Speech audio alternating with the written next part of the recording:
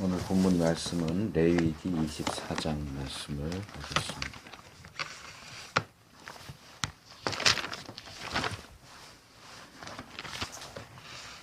레위기 24장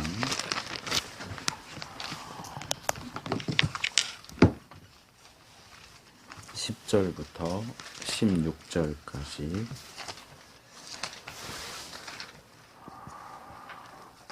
오른쪽으로 돌아가면서 한 절씩 읽겠습니다. 레위기 24장 10절에서 16절까지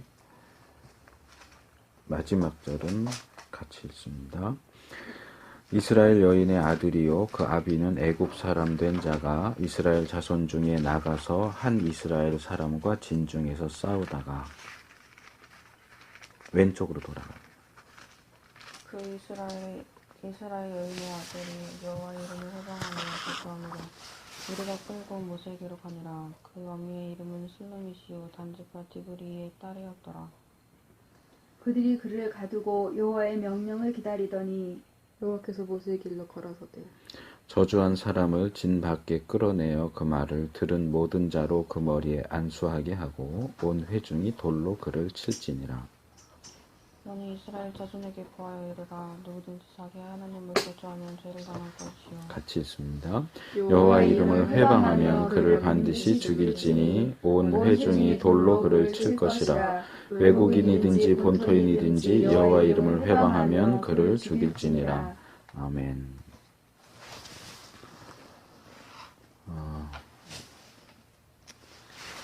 요한계시록 3장에 보면 에베소 교회에 대한 내용이 나옵니다. 우리가 그동안 진리와 자유의 교회라고 하는 이름으로 모였었는데 우리가 교회로 모이면서 가장 중요하게 생각했던 것의 하나는 진리입니다. 예수님께서 에베소 교회에게 칭찬하셨던 것은 에베소 교회가 진리를 지켰다는 거예요. 많은 이단과 잘못된 가르침들이 있고 그것이 교회 안에 들어올 때 그것을 잘 분별해서 그것이 교회 안에 들어오지 못하도록 막아냈다 하는 것이 에베소 교회에 대한 예수님의 칭찬이었는데 그러면서 예수님께서 에베소 교회에 책망할 것이 있다 말씀하셨던 것이 첫사랑, 처음 사랑을 버렸다 하는 것을 책망을 하세요. 이 두 가지, 진리를 지키는 것과 사랑을 유지하는 것, 이 두 가지는 어떻게 보면 서로 조화되기 힘든 부분입니다. 왜냐하면 진리를 지켜내고 분별하고 잘못된 것을 쳐내고 하다 보면은 이 사랑을 유지하기가 힘들어요. 사랑을 강조하는 사람들은 반대로 이 진리의 기준을 명확하게 세우는 일을 하기가 힘들어요. 사랑하니까 좀 틀리게 말해도 좀 다르게 말해도 가급적이면 이해해주고 받아주고 그러자 이렇게 하다 보니까 그 진리의 기준이 명확해지지 못하고 흐려지고 하는 그 서로의 관계가 어떻게 보면 반비례한다고 할 수 있을까? 그렇기 때문에 어떻게 보면 어쩔 수 없는 일이 아닌가 하는 생각을 할 수도 있지만 예수님께서 에베소 교회에게 말씀하시는 것은 진리를 지켜라. 그리고 사랑도 해라. 그래서 진리와 사랑이 함께 가는 것이 굉장히 중요하다 하는 것을 보게 되는데 이 레위기 본문을 읽어놓고 에베소 교회 이야기를 먼저 하는 이유는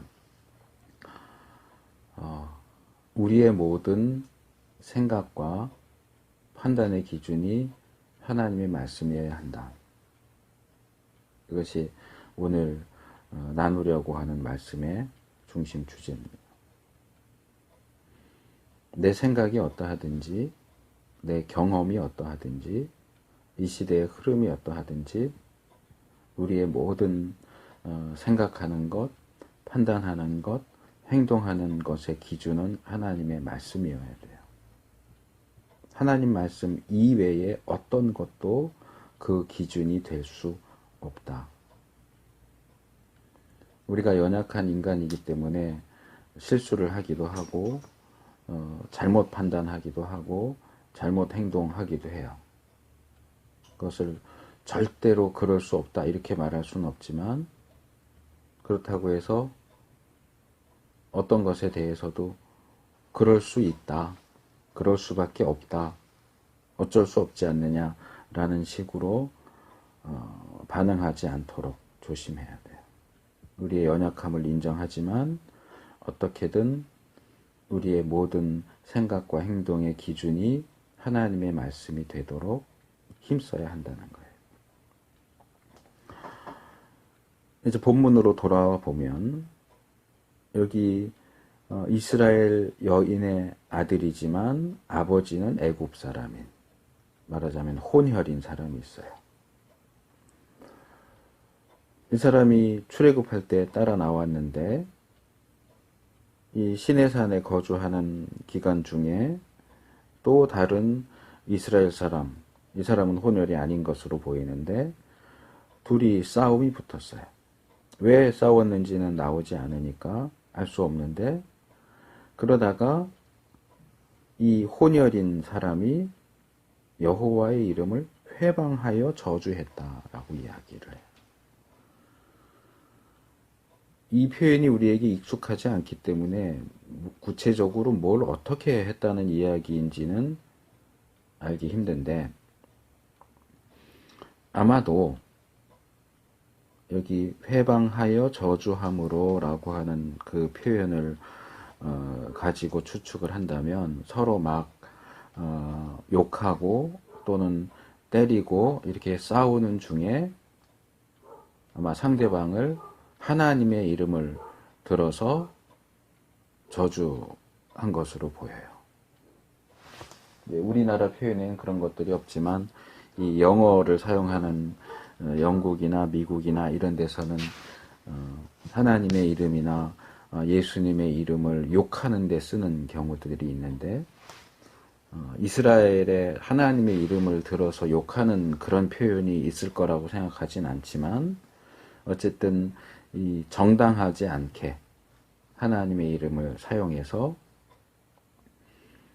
누가 옳고 누가 그른지는 알 수 없는데 하나님이 너를 뭐 죽여버리기를 원한다든가 그런 식의 표현을 사용하지 않았을까 생각이 돼요. 또는 상대방은 순혈 이스라엘이고 이 사람은 혼혈 이스라엘이다 보니까 아마 이 혼혈인 사람이 이제 우리 상황에서도 종종 보게 되지만 믿지 않는 사람들에게 전도하다 보면 뭐 하나님을 믿는 이내 주목을 믿겠다 뭐 이런 식의 표현을 쓰는 경우도 있는데 이 사람이 혼혈이라는 점을 생각을 하면 그리고 순혈 이스라엘 사람과 싸우다가 여호와의 이름으로 저주한다가 아니고 여호와의 이름을 회방하여 저주한다 이렇게 한 거 보니까 상대방을 저주하는 것뿐만 아니라 하나님에 대해서도 나쁘게 말하지 않았을까 그렇게 생각이 들어요. 그래서 아마 이 두 사람이 싸우는 것이 어디 으슥하고 한적한 데가 아니었던 것 같아요. 다른 사람들이 이 두 사람의 싸우는 것을 보고 있다가 이 혼혈인 사람이 하나님의 이름을 나쁜 방식으로 사용하면서 저주하는 것을 보고 무리가 끌고 모세에게로 가니라 그랬어요. 이 사람을 붙잡아 가지고 모세에게 끌고 갔습니다.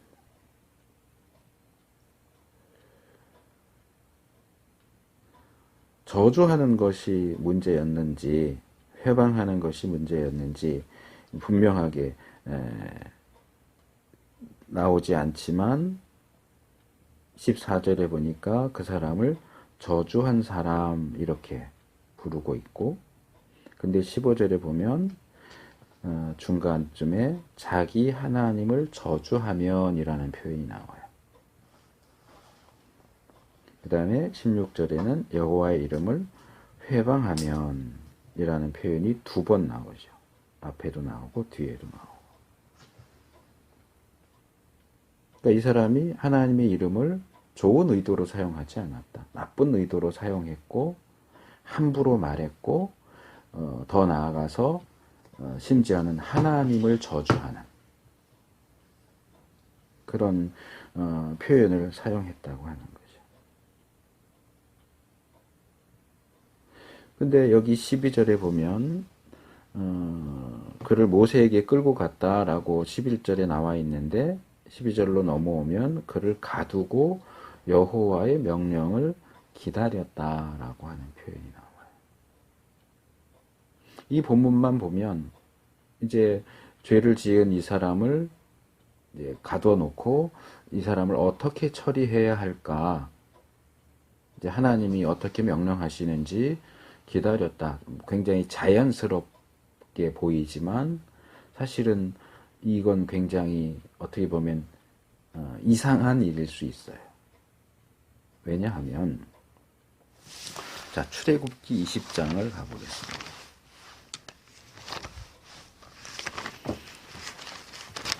출애굽기 20장은 십계명이 나와 있는 장이에요. 거기 특별히 7절을 봅시다. 7절 같이 읽습니다. 너는 너의 하나님 여호와의 이름을 망령되이 일컫지 말라. 나 여호와는 나의 이름을 망령되이 일컫는 자를 죄 없다 하지 아니하리라. 자, 여기 보면 하나님의 이름을 망령되이, 헛되게 또는 함부로 부르는 자는 죄가 없다고 하지 않겠다 하는 말씀이 나와요. 그러니까 분명히 하나님의 이름을 함부로 사용하는 것은 엄청난 죄다. 이미 시내산에 도착한 지 얼마 지나지 않아서 하나님과 이스라엘 백성이 언약을 맺는 가운데 하나님이 이 10개의 말씀을 주시는 중에 하나님의 이름을 함부로 쓰지 말아라 하는 것을 어떤 법처럼 규정처럼 주셨어요. 그러면 하나님의 이름을 회방하고 하나님을 저주한 사람은 당연히 사형이에요.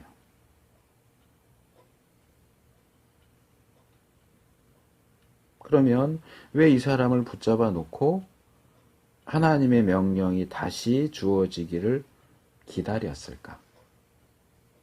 붙잡아서 그 자리에서 사형에 처해도 전혀 문제가 될 것이 없는데 왜 구태여 그를 구금해 놓고 하나님이 그 사람을 어떻게 해라 라고 말씀하시기를 기다렸겠느냐?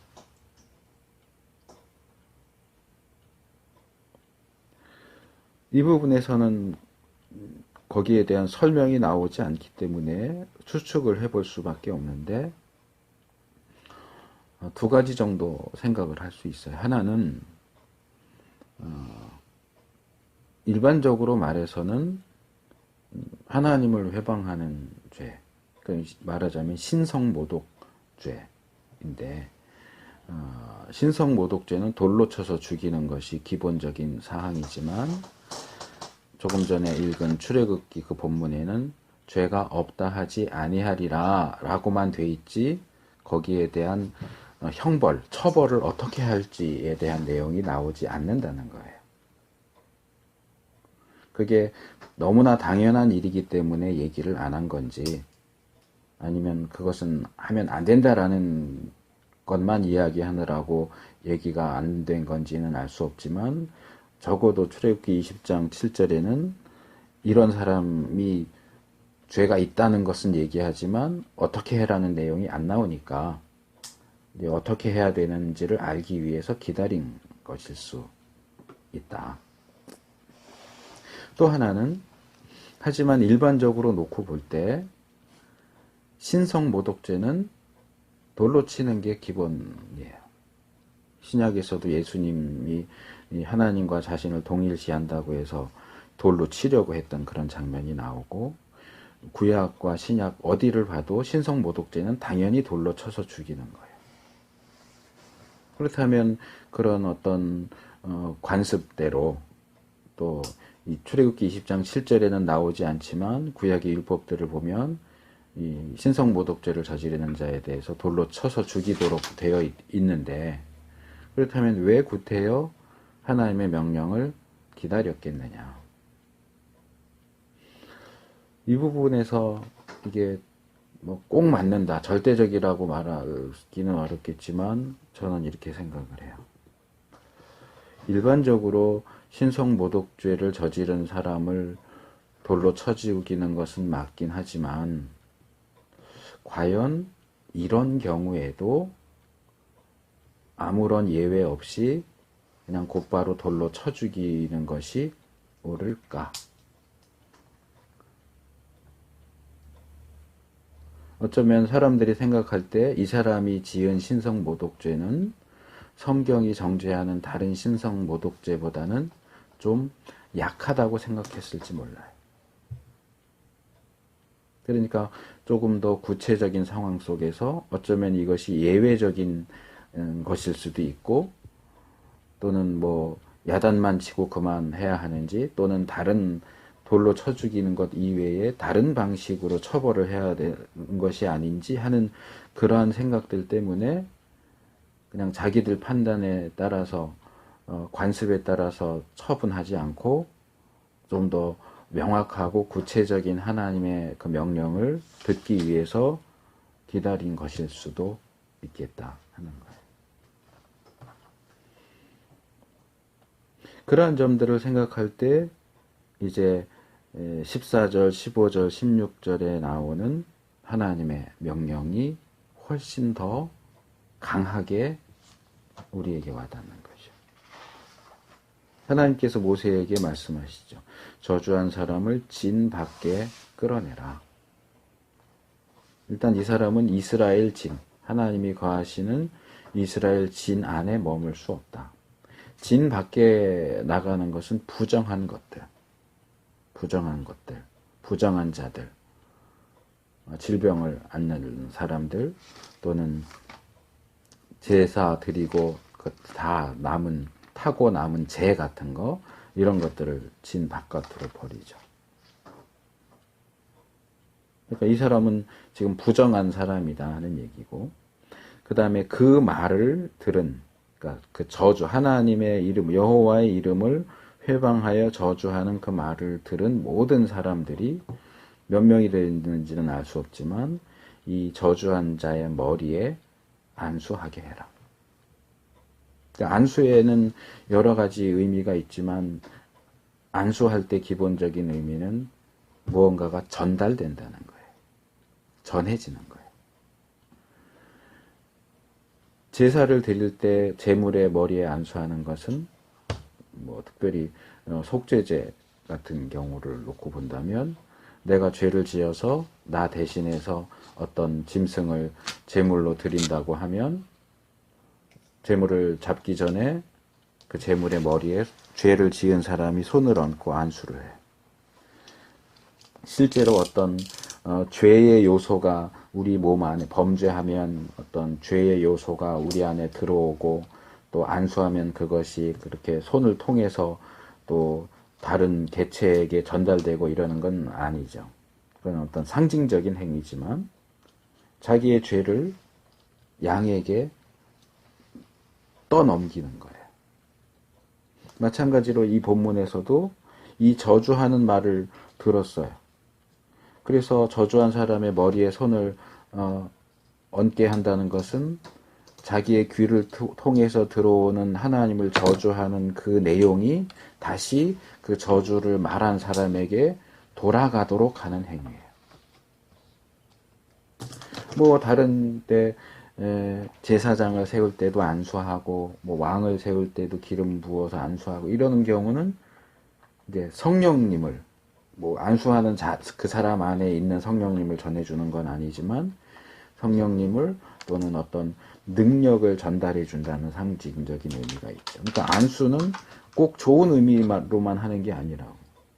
선한 것이 전달되기도 하지만 악한 것이 전달되기도 해요. 여기서는 악한 것을 전달하는 거죠. 만약에 그것을 우리가 볼 수 있다면 이 사람이 저주하는 말을 뱉었을 때 그 말들이 무슨 좀 예를 들기에는 조금 더럽지만 누가 갑자기 방귀를 뀌면 그 냄새나는 입자들이 이렇게 점점점 이렇게 퍼져서 냄새가 퍼져나가는 것처럼 이 저주하는 말의 입자들이 퍼져나가면서 방구 같은 경우는 코로 그것을 마시게 되지만 이 말은 귀로 들으면서 그 저주의 요소가 각각의 그것을 들은 사람들 안에 들어가는 거예요. 그래서 안수를 통해서 그걸 다시 처음 저주하는 말을 했던 사람에게 돌려주는 거예요. 그 사람에게 다시 모이도록 하는 거예요.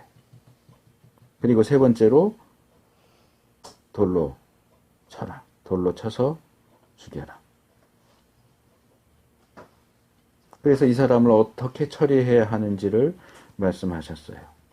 그리고 이런 사람을 어떻게 해야 하는지를 얘기하는 걸로 끝나는 게 아니고 15절, 16절은 이번에는 그 저주한 사람을 어떻게 해야 할까가 아니고 나머지 이스라엘 백성들에게 교훈할 내용을 주세요. 뭐 같은 얘기지만 이제 두 가지로 나누면 이스라엘 자손에게 고하여 이르라. 첫째로 누구든지 자기 하나님을 저주하면 죄를 당할 것이다. 그러니까 출애굽기 20장 7절에서 말하는 내용을 다시 확인해 주는 거예요. 물론 거기서는 하나님 이름을 망령되이 일컫는다고 여기는 하나님을 저주한다니까 좀 다르긴 하지만 하나님에 대해서 함부로 말하는 자, 하나님을 함부로 대하는 자, 하나님을 함부로 말하는 자는 죄가 있다. 이 죄를 당한다는 얘기는 벌을 받는다 하는 것하고도 같은 얘기예요. 죄를 지으니까 죄를 당하는 거예요. 둘째로 하나님의 이름을 회방하는 자도 죽인다. 돌로 쳐서 죽인다. 외국인이든지 본토인이든지 오늘 본문에 나오는 것처럼 혼연이든지 누구든지 여호와의 이름을 회방하면 죽여라. 그런데 이 16절 전반절을 보면 하반절에는 그냥 죽일지니라, 그를 죽일지니라 했는데 16절 이 상반절을 보면 그를 반드시 죽일지니라. 제가 아까 앞에서 왜 신성모독죄를 지은 사람은 돌로 쳐 죽이도록 돼 있는데 즉결 처분을 하지 않고 기다렸겠느냐. 그 기다림이 이어지는 하나님의 말씀을 더 강조시켜준다 그랬는데 그것이 특별히 여기 16절에 반드시 하고 연결되는 거예요. 어떤 예외도 없다. 이런 경우는 기다리고 말고 할 게 없다. 신성모독죄가 너희가 볼 때는 어떤 건 아주 심하고 어떤 건 좀 덜 심하고 그래서 꼭 돌로 쳐서 죽여야 될까? 이 사람의 경우는 그 정도까지는 안 해도 될 것 같은데 이렇게 생각할 수 있을지 모르겠지만 하나님의 입장에서는 그것이 약하든 강하든 반드시 죽여야 된다. 어떤 예외도 없다. 하나님과 관련해서 하나님을 저주하고 하나님을 회방하고 하나님을 함부로 대하는 것, 그것은 절대로 있어서는 안 되는 일이다. 이스라엘 사람도 이스라엘 진 가운데 사는 이방인들도 누구도.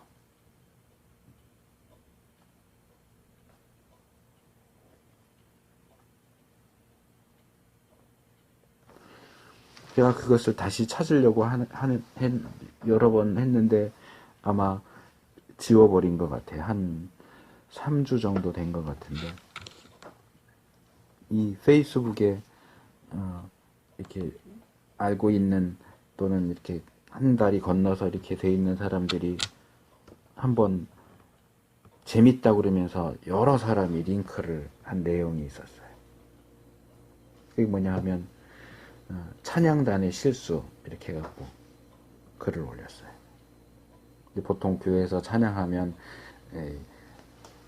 그 프로젝트로 그 가사를 이렇게 띄워주니까, 근데 이 가사를 사람이 어쨌든 쳐야 되니까 타이핑을 하다가 잘못 친 것, 오타난 것, 그런 것들 중에 이제 말하자면 웃기는 거, 재밌는 것, 그런 것들을 뭐 한 7, 8개 정도 이렇게 모아가지고 쭉 볼 수 있게 올렸더라고요. 재밌다고 올렸는데 뭔가 하고 이렇게 봤어요.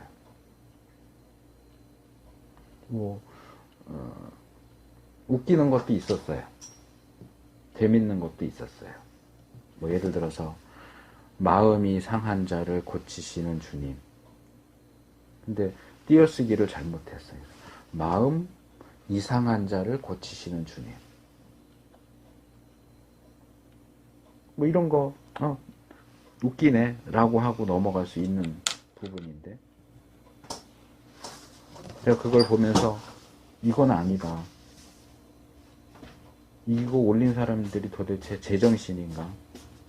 더군다나 목사인 사람들도 이걸 웃기다고 올리는데 이거는 절대로 웃길 수 없는 거고 웃을 수 없는 거고 재미있을 수 없는 건데 이건 말이 안 된다. 그래서 너무너무 화가 났던 게, 예를 들면 이런 거예요.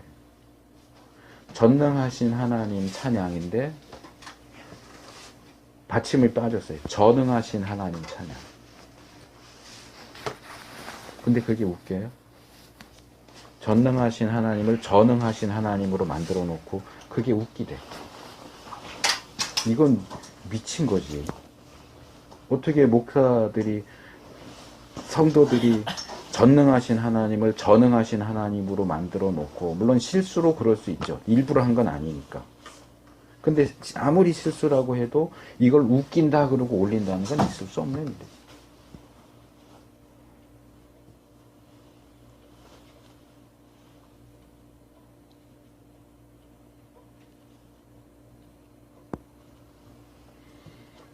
아니 뭐 그런 거야, 실수인데 그냥 웃고 넘어갈 수도 있지.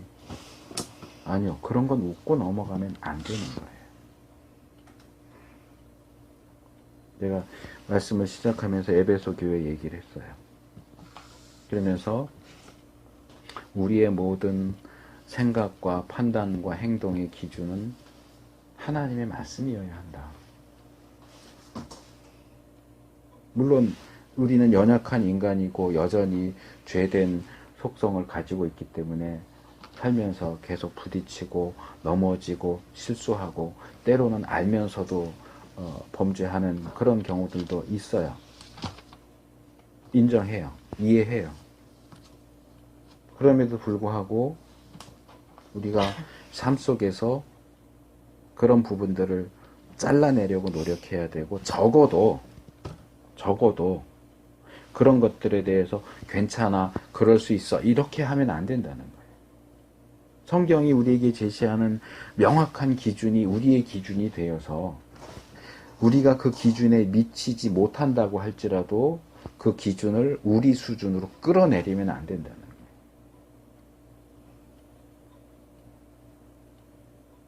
내 생각이 어떠하든 내 경험이 어떠하든 하나님의 기준은, 성경에 나타나 있는 하나님의 기준은 명확해요. 명백해요.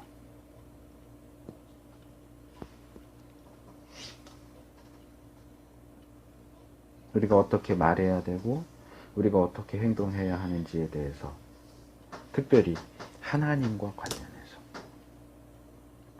그런데 뭐 이것이 특별히 어떤 종교적이고 신앙적인 측면이 아니라 오늘 본문 같은 경우도 그냥 일상적인 생활 속에서 나타난 어떤 일이죠. 발생한 일이에요. 이 두 사람이 왜 싸웠는지 몰라요. 뭐 돈을 꽂았는데 안 갚아서 싸웠는지, 길 가다가 부딪혔는데 시비가 붙었는지. 그러나 그것이 일상적인 상황이라 할지라도 하나님을 함부로 말하고 하나님을 함부로 대하고 낮추고 회방하고 저주하고 그런 일은 절대로 있어서는 안 된다. 마찬가지로 뭐 꼭 하나님이 아니어도 우리가 생각하는 것, 행동하는 것이 성경의 기준과 맞는지 늘 살펴봐야 되고 거기에 비교해서 맞춰봐야 되고 이런 거죠.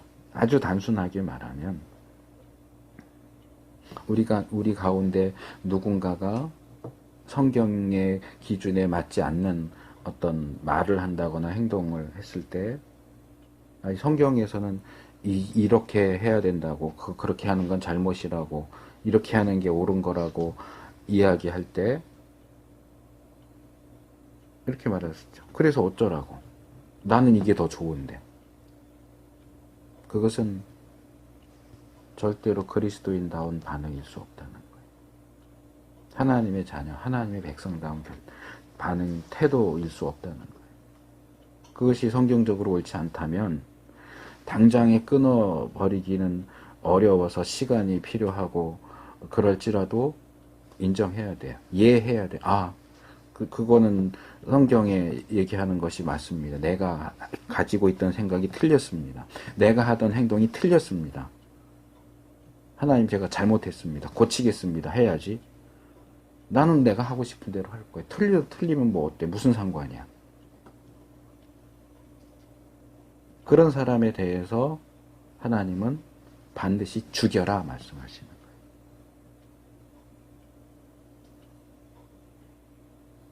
그래서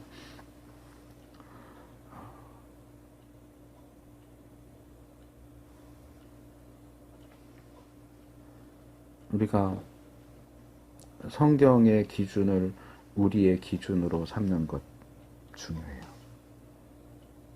하나님 앞에서 조심해야 돼요. 조심스러워야 돼요.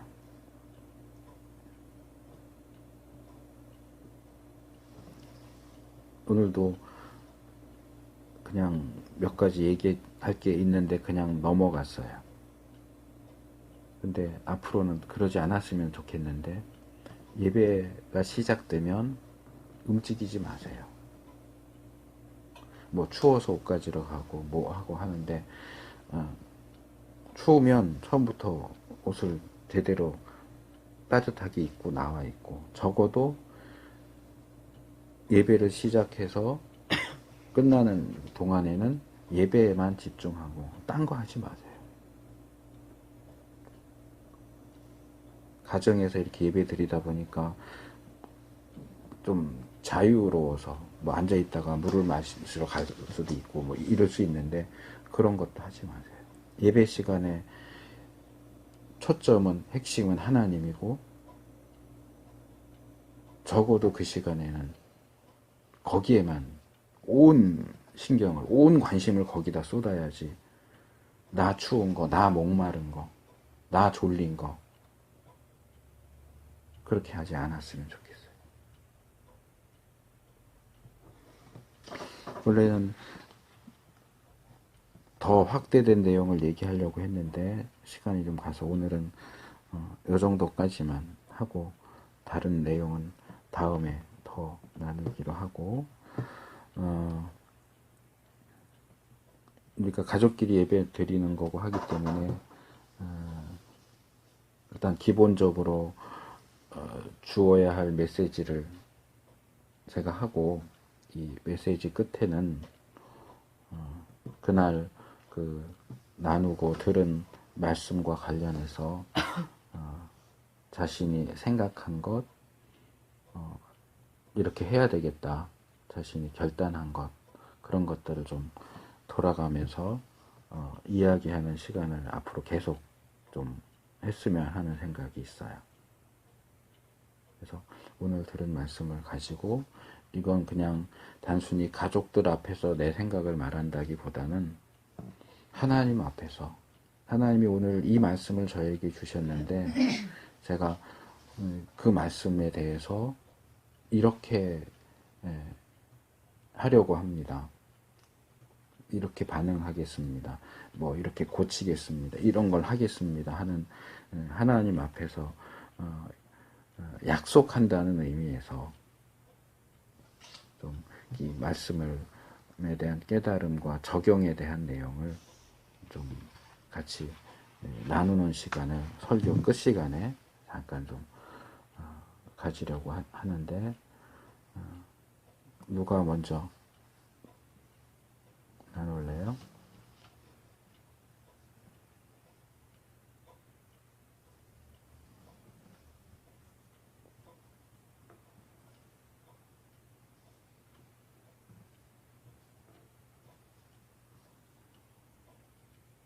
진아가 먼저 할래? 이랑 해주세요. 그럼 진경이는?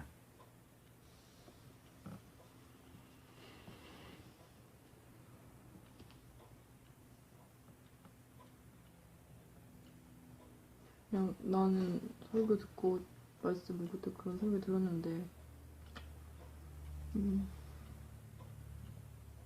여기서 그러니까 하나님의 이름을 그러니까 신성 모독하는 자는 돌로 쳐 죽이라고 하는 말씀에서 그러니까 이게 우리한테는 지금 예시가 됐지만 당시에는 실제 지켰던 거고 그런 점에서 사실은 이슬람이나 이런 쪽에서는 이거를 그대로 행하는 사람도 있고 한데 그런 구절 같은 거를 그냥 현대인이 그렇지 않은 것에 대해서 그냥 그렇게 하면은 또 현대적으로 파장이 일어나고 그러니까 사회적으로 그런 여러 가지 생각이 들었는데 이런 점에 대해서도 분명히 신학에서는 다를 것 같아서 거기서는 어떻게 얘기하는지 일단 지금 이 경우도 그렇고 이스라엘 같은 경우도 그렇고 진경이가 예를 든 이슬람 같은 경우도 그렇고 지금 우리가 처해 있는 상황하고 다른 점은 뭐냐면 거기는 말하자면 종교 국가라는 거야. 종교가 하나야. 이스라엘은 여호와 하나님을 섬기는 종교가 하나고 이슬람은 알라를 섬기는 종교 하나고 하기 때문에 이 신정, 일치, 신정 국가라고 하는 측면에서 이런 것들이 엄격하게 지켜질 수 있지. 그런데 우리나라 같은 경우 예를 들면 우리나라는 국교가 없어. 그렇기 때문에 뭐 성경이 많이 나오지만 우상을 섬기는 자들은 죽여라. 우리 대한민국 국가 안에서는 불교 믿는다고 해서 죽이고 이럴 수는 없어.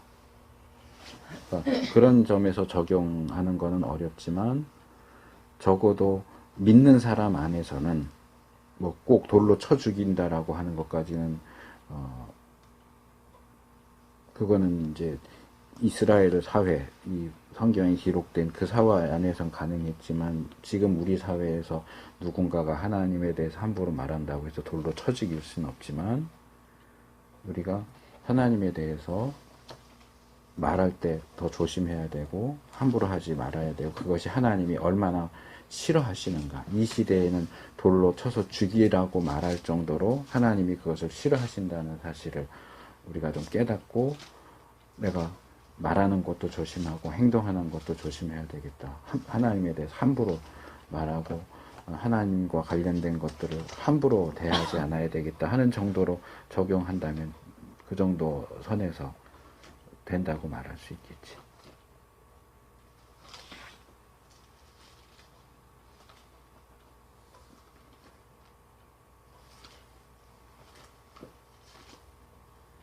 엄마 얘기해 보세요.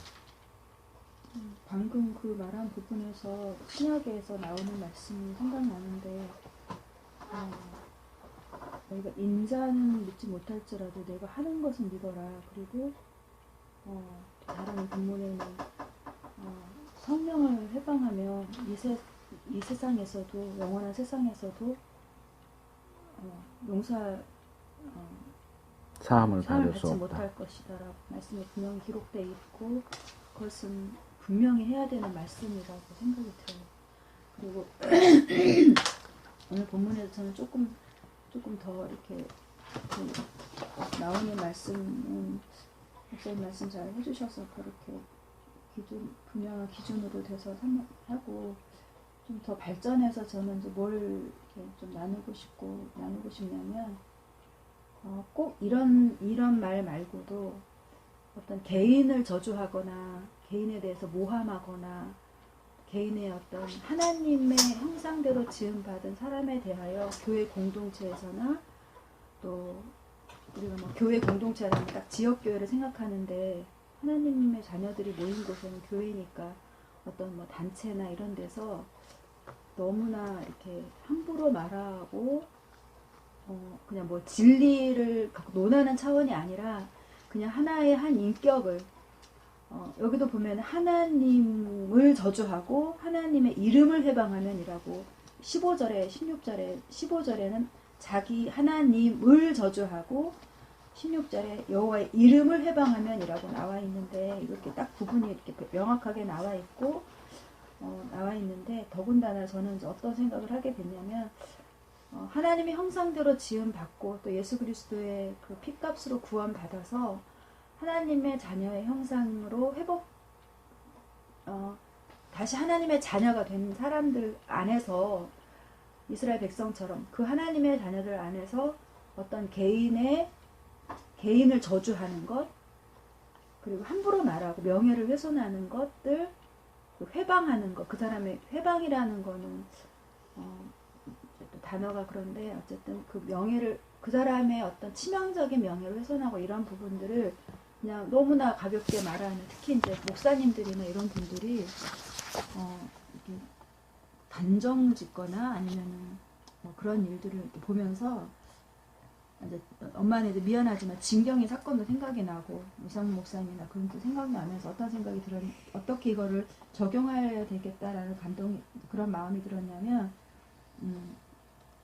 그 말을 한 사람에게 돌려주는 것 아까 안수라는 거가 그 사람에게 이렇게 들은 사람이 돌려주는 거 그래서 그 말의 영향력을 내가 받지 않고 그러니까 말이라는 거는 권세가 있고 말이라는 거는 파장이 있고 그러니까 씨처럼 반드시 뭔가가 나타나게끔 되어 있는 게 말인데 그 말을 들은 사람이 말을 한 사람의 내가 만약 그거에 혐의가 없다면 저주를 받을 그런 혐의가 없다면 또 저주한 사람에게 그 말한 사람에게 그걸 돌려주는 것을 의도적으로 해야 되겠다. 그래서 서로 하나님의 자녀들끼리 말을 조심하는 것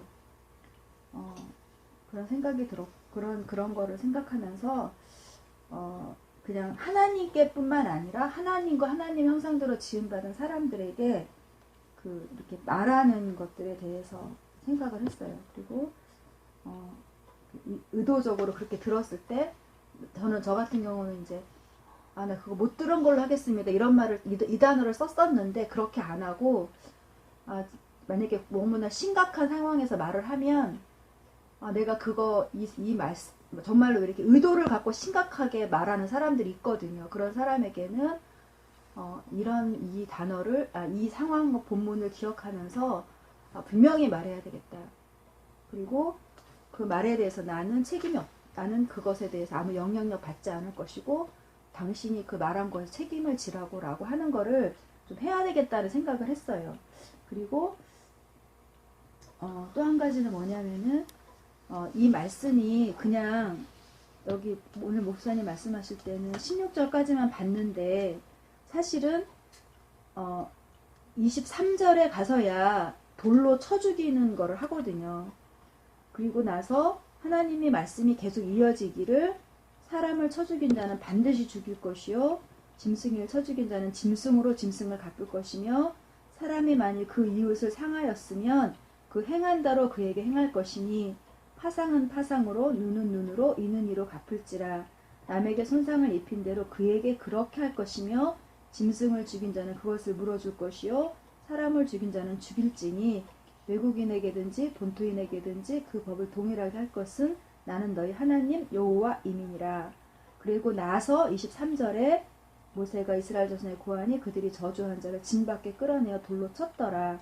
이스라엘 자손 여호와께서 모세에게 명하신 대로 행하였더라. 이 말씀을 보면서 이 말씀이 이어지면서 하나님께도 사람에게도 또 대물이나 어떤 그 여기에 보면서 쭉 이어지는 말씀을 보면서 하나님은 단순히 당신에게만 그걸 적용하는 것이 아니라 우리 사람끼리도 그리고 아주 그 존엄하게 말씀하시는 것들에 대해서 그 하나님을 경외하고 하나님을 그렇게 두려워하기 때문에 또 그 함부로 그분을 저주하거나 또 그 이름 회방하면 안 되고 또 서로에게도 그렇게 아무튼 그런 관계 안에서도 이어지는 걸 보면서 우리 하나님이 참 너무 여기 어미하시지만 그 안에 감추어져 있는 그 하나님의 사랑을 느꼈었어요. 그리고 이 말씀이 그냥 여기까지 물론 여기까지 읽어서 본문으로 삼으셔서 그렇지만 이어지는 것이 너무 이렇게 저에게는 좋았어요. 그리고 나서 다 듣고 나서 그리고 나서 실행한 것 다시 한번 생각했습니다. 예, 두 가지만 더 덧붙이면 아까 신약 말씀 얘기를 해줬는데 우리 사회가 그러니까 하나님이 왕이 돼서 다스리는 이스라엘 같은 사회가 아니기 때문에 우리가 뭐 타 종교인이나 이단이나 이런 사람들을 뭐 돌로 쳐 죽이거나 이럴 수는 없다 하는 얘기를 아까 했는데 거기 그 신약 말씀 인용한 중에 나오지만 물론 그 본문은 성령 회방죄에 대한 특별한 케이스이긴 하지만 일반적인 쪽으로 이야기를 하면 우리가 현재 이 사회 속에 살면서 아까 예를 든 것처럼 예를 들어서 전도하는데 하나님을 믿느니 내 주목을 믿어라 이렇게 말하는 사람을 당신 신성모독했으니까 죽어 이렇게 할 수는 없어. 그러나 하나님은 거기에 대해서 용서하시지 않는다. 중요한 건 우리가 이 땅에서 처벌을 할 수 있느냐 없느냐 돌로 칠 수 있느냐가 없느냐가 중요한 게 아니고 하나님은 그런 그런 행동들을 다 기억하시고 용서하시지 않는다는 하나님이 그걸 용서하시지 않는다는 거 우리가 기억할 필요가 있고 또 하나는 여기 이제 회방한다라는 표현이 나와 있는데 이 회방한다는 단어는 가장 기본적인 의미로는 뚫는다는 거예요. 그러니까 창 같은 것을 가지고 그 대상을 공격하면 이렇게 창으로 찌르잖아요. 이렇게 찔러서 관통시키는 거. 그러니까 관통시킨다 또는 구멍을 낸다. 구멍을 뚫는다. 그 다음에 이제 모독한다. 모독하는 말 또는 저주한다. 이런 여러 가지가 의미가 있는데 조금 단순화시켜서 말하면 상처를 내는 거예요. 그러니까 하나님의 이름에 상처를 내는 거예요. 아까 사람에 대한 적용도 얘기를 했지만 다른 사람에 대해서도 상처를 내는 거예요. 그 사람 이름에 상처를 내고 인격에 상처를 내고 그게 이제 현대적으로 말하면 뭐 명예훼손 뭐 이런 거하고 비슷하게 될지 모르겠지만 비슷한 개념이라고 생각하면 될 것 같아요. 그러니까 상처를 내면 안 돼. 하나님의 그 온전하시고 거룩한 이름에 상처를 내면 안 되고 다른 사람들에 대해서도 정당하지 못한 어떤 그런 것들을 통해서 상처를 내도록 하는 것은 잘못된 행동이다. 일단 이 회방이라는 단어 자체가 상처를 낸다. 그런 의미로 생각을 하면 도움이 될 것 같아요. 마지막으로 진아.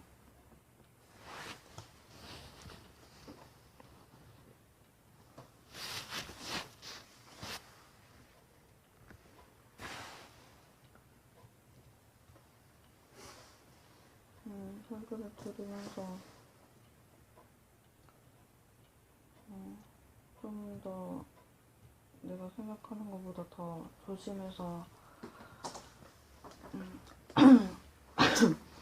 하나님의 이름이나 또 어떤 말씀에 대해서 조심히 생각하고 조심히 말해야겠다는 생각을 했고 또 안수하는 부분에서도 내가 다른 사람이 그렇게 하는 것을 듣는 것도 조심해서 듣지 않으면 하겠지만 혹시 들을지라도 그런 하나님께서 그 저주한 사람만 그냥 단순하게 돌로 친 게 아니라 그걸 들은 사람까지 생각하셨다는 거가 느껴져서 하나님께서도 내가 그걸 원치 않게 들었을지라도 하나님께서는 지금은 내가 그 사람한테 바로 안수하고 그럴 순 없지만 그래도 하나님께서는 그것도 이렇게 헤아려 주신다는 생각이 들었어요.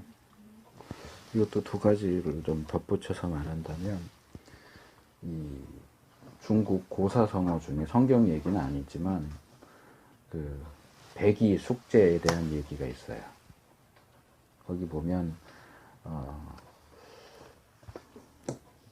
백이 숙제인가 정확하게는 모르겠는데 어쨌든 그 나라의 폭군 때문에 산속에 숨어서 사는 사람들이 있었는데 청렴결백한 사람들인데 이 누군가가 찾아와서 왕의 신하가 되라 이렇게 얘기를 했는데 당연히 이제 거절을 했는데 그 이야기를 들은 사람이 그 시냇가로 가가지고 귀를 씻었대요. 더러운 말 들었다. 내가 들으면 안 되는 더러운 말을 들었으니까 내가 귀를 씻어야 되겠다 하고 이 귀를 씻었대요.